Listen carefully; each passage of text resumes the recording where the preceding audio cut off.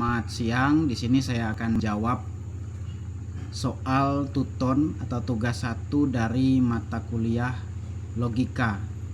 Saya adalah Yosua, mahasiswa program studi ilmu komunikasi, dan saya memiliki NIM 0507064242. Saya akan langsung menjawab karena waktu terbatas.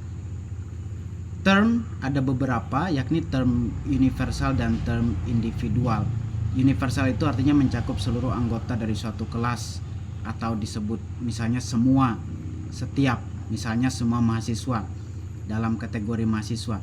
Sedangkan individual ini biasanya merujuk kepada satu individu tertentu, misalnya dari kata Soekarno, Jakarta, Palangkaraya, Puruk Cahu, dan seterusnya.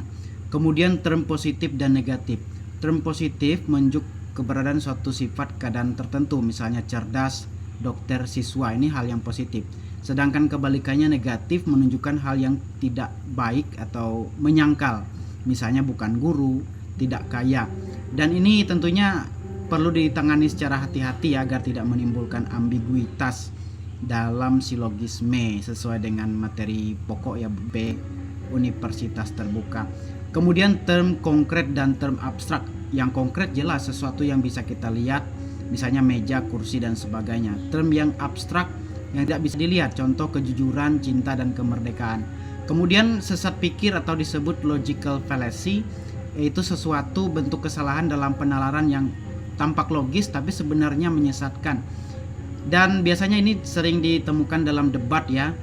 Biasanya dibagi dua lagi berdasarkan Hurley ya 2015. Formal fallacy yaitu kesalahan yang terjadi karena bentuk argumen yang tidak valid. Kemudian informal fallacy, kesalahan karena isi atau konteks argumen. Nah, salah satu bentuk argumen sesat, maksud kami bentuk sesat pikir, yaitu argumentum ad hominem, di mana seseorang menyerang pribadi lawan tanpa mempertimbangkan atau tanpa memperhatikan argumen yang bersangkutan. Nah, ini sangat berbahaya. Biasanya didapat di debat di mana seseorang lebih menyerang ke pribadi tersebut. Cara menghindarinya, pahami bentuk-bentuk sesat pikir yang umum terjadi, fokus pada argumen, bukan karakter pribadi pembicara, gunakan premis yang relevan dan logis ya.